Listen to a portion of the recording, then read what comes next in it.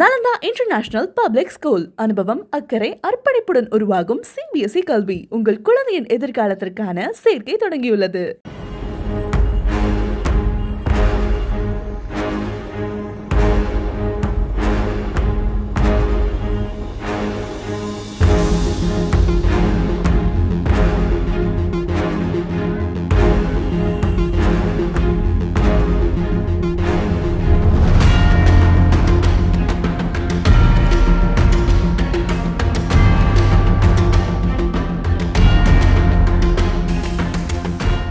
ஐயையோ என்ற அலறல் சத்தமும் மரண ஓலமும் அந்த இரவில் கிழக்கு கடற்கரை சாலையையே பதற வைத்து பரபரப்பை ஏற்படுத்திவிட்டது.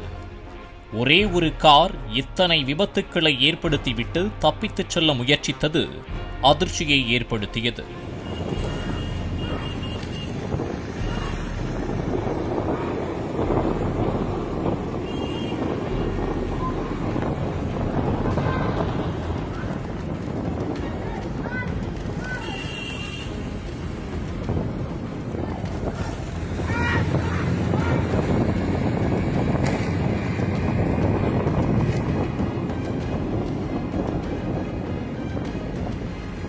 விழுப்புரம் மாவட்டம் வில்வநத்தம் கிராமத்தைச் சேர்ந்தவர் முருகன்.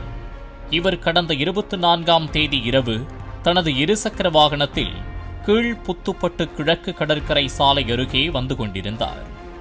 அப்போது புதுச்சேரியிலிருந்து சென்னை நோக்கி அதிவேகமாகவும் தாறுமாறாகவும் வந்த கார் முருகன் மீது மோதியது. இதனால் தூக்கி வீசப்பட்ட முருகனுக்கு தலை மற்றும் உடலில் படுகாயம் ஏற்பட்டது.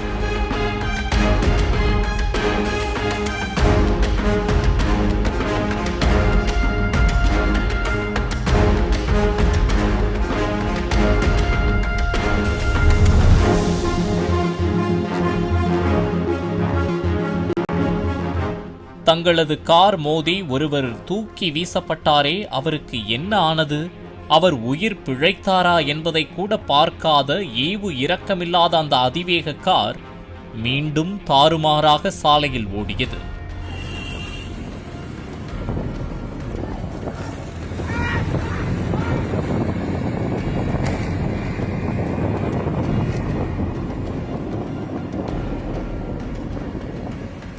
இந்த நிலையில் அதே அதிவேக காரானது சின்ன முதலியார் சாவடி அருகே சாலை ஓரத்தில் நடந்து சென்ற மணிகண்டன் மற்றும் பிரபு ஆகியோரை இடித்து தள்ளிவிட்டு நிற்காமல் சென்றது தெரியவந்தது.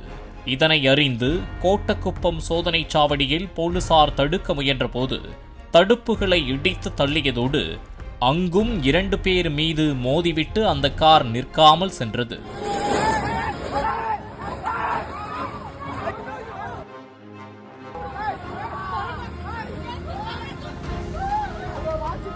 இதனால் ஆத்திரமடைந்த பொதுமக்கள் நிற்காமல் அதிவேகமாக சென்ற காரை பின்தொடர்ந்தனர்.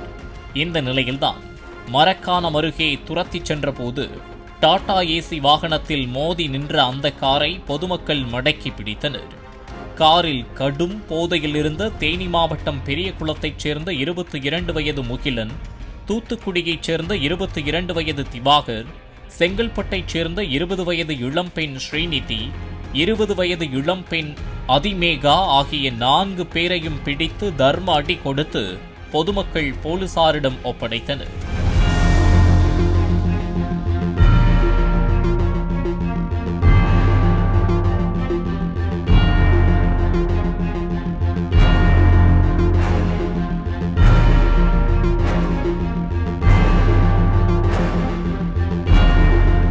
காரை ஓட்டி பொதுமக்களுக்கு விபத்தை ஏற்படுத்தியதோடு நிற்காமல் அதிவேகமாக சென்று அடுத்தடுத்து விபத்துக்களை ஏற்படுத்தியவர்கள் குடிபோதையில் இருந்ததும் அவர்கள் கல்லூரி மாணவர்கள் என்பதும் தெரியவந்தது. இந்த நிலையில் டாடா ஏசி வாகனத்தை இடித்ததாக வழக்கு பதிவு செய்த மரக்காணம் காவல் நிலைய போலீசார் ஏற்கனவே 5 பேரை இடித்து தள்ளிவிட்டு தப்பித்து வந்தது தொடர்பாக கோட்டக்குப்பம் காவல் நிலைய எல்லைக்குள் வருவதால் அந்த காவல் நிலைய போலீசாரிடம் 4 ஒப்படைத்தனர்.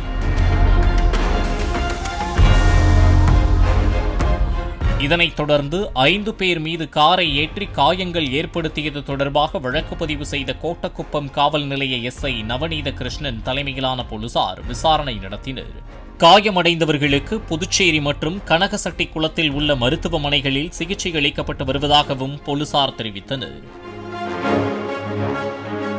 விசாரணையில் விபத்தை ஏற்படுத்திய TN69 CH0007 எண் கொண்ட இந்த கார் கடந்த 2025 ஜனவரி மாதத்திலிருந்து 2026 ஜனவரி மாத காலகட்டத்தில் 7 முறைக்கு மேல் அதிவேகமாக கார் ஓட்டியதாகவும் ஓட்டுநர் உரிமம் இல்லாமல் கார் ஓட்டியதாகவும் போக்குவரத்து போலீசாரால் அபராதம் விதிக்கப்பட்டிருப்பது விசாரணையில் தெரியவந்துள்ளது. மேலும் மதுபோதையில் காரை ஓட்டிய கல்லூரி மாணவன் முகிலன் மீது மட்டுமே 2 பிரிவுகளின் கீழ் வழக்கு பதிவு செய்யப்பட்டது தெரியவந்துள்ளது. மது அருந்திவிட்டு வாகனம் ஓட்டும்போது அவருடன் பயணிக்கும் நபர் குடித்திருந்தாலும் இல்லாவிட்டாலும் அவர் மீதும் நடவடிக்கை எடுக்கப்பட வேண்டும்.